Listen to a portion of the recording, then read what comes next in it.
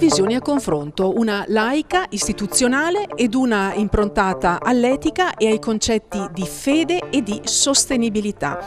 In due diverse occasioni abbiamo intervistato, abbiamo messo in qualche modo a confronto due economisti come Giulio Tremonti e suor Alessandra Smerilli. Con loro abbiamo parlato di politica, di economia, di finanza, abbiamo parlato di cambiamenti epocali, ma soprattutto di Europa e di credito cooperativo in prospettiva futura. Viviamo in tempo molto caotico, mettiamola giù così. Se vuoi una battuta elegante, Shakespeare nella prima globalizzazione fa dire ad Amleto "time is out of joint", cioè dire il tempo è uscito ai gangheri. Vogliamo essere più attuali? È come essere sul Titanic, vai al bar, chiedi un whisky con ghiaccio e arriva l'iceberg. Bisogna ascoltare il grido del povero e il grido della terra perché sono lo stesso grido. Oggi si parla tanto di sostenibilità e sostenibilità ambientale. Anche le BCC si stanno avviando su questi temi, ma possono farlo con la ricchezza del comprendere che non si tratta semplicemente di occuparsi di ambiente perché va di moda, ma che occuparsi di ambiente, di clima e occuparsi di poveri è la stessa cosa.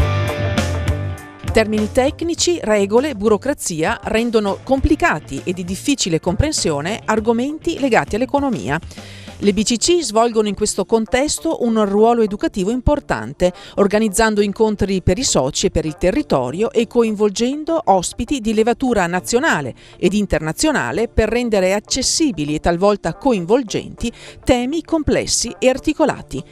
Ecco cosa ci hanno detto in due diverse serate il professor Giulio Tremonti, ospite del Credito Trevigiano, e la professoressa suor Alessandra Smerilli, ospite di Valpolicella Benaco Banca. Cosa possono fare le BCC per tutelare la loro diversità oggi?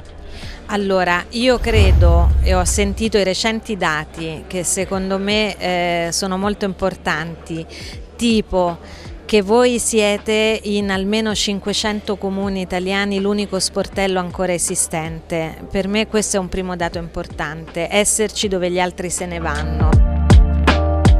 Come possono valorizzare la loro differenza le banche di credito cooperativo in un'Europa che vigila le piccole banche come fossero grandi attraverso le capogruppo? Tanto la signora Europa, almeno per quanto ci riguarda, ha vigilato molto sui crediti non performing delle banche italiane, ma ha totalmente ignorato i derivati delle banche tedesche, francesi e altro. Devo dire, sono molto più pericolosi, e lo vedremo, i loro derivati che non i nostri crediti non in così buona salute. Dopodiché, se fossero politici intelligenti, dovrebbero capire che non tutto il mondo è uguale. Leggano Leopardi, cioè dire dove c'è la grande dimensione c'è la società per azioni, dove c'è una dimensione diversa, una tradizione, una storia diversa, è giusto che ci siano entità come le BCC. Si può convincere la BCE a trovare un vestito diverso per le banche di credito cooperativo italiano come in passato è stato fatto per altre banche europee? Non so se si può convincere, che bisogna provarci in tutti i modi, ne sono convinta io e ovunque vado e ai vari livelli ne parlo, perché mi sembra importante che si comprenda che cambi lo sguardo che non sia quello della taglia unica, ma sia lo sguardo del favorire la biodiversità, perché come gli ecosistemi sono favoriti dalla biodiversità, anche gli ecosistemi sociali hanno bisogno di forme diverse di impresa. E credo che le BCC siano l'esempio che se non ci fosse questa biodiversità oggi avremo tanti paesi senza sportelli bancari. Di cosa hanno bisogno le BCC in questo momento da questa Europa che cambia e che magari ci dà anche qualche grattacapo? Allora bisogna che abbiamo la consapevolezza che con l'Europa si negozia, con l'Europa ci si confronta.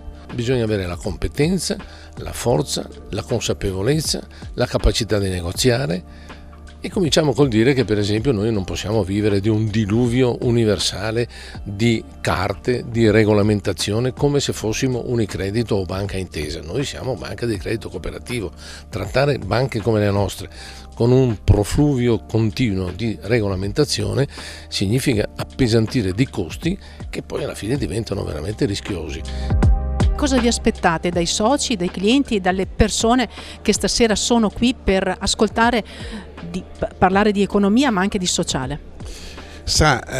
Questo modo di affrontare il tema economico, questa crisi che c'è in giro, che si sente, questa incertezza che c'è anche nella politica, crea indubbiamente una certa sfiducia verso il futuro. Ecco, noi vorremmo attraverso questa serata ridare un po' di fiducia verso il futuro, ridare la speranza, ecco, perché se manca anche la speranza siamo messi male davvero. Qual è l'Europa che lei ipotizza e che lei sogna?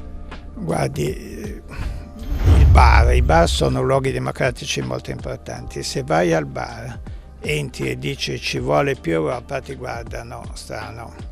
Dice ci vuole più unione bancaria, ti mandano via a calci. Se vai a dire ci vuole più difesa comune, più esercito, più intelligence, magari ti pagano da bere. Ecco, l'Europa deve tornare ai valori fondativi, fondamentali, alle cose che i popoli capiscono e di cui sentono il bisogno. Io credo che ci sia bisogno di avere una difesa comune europea, non c'è bisogno degli algoritmi dei finanzieri di Bruxelles.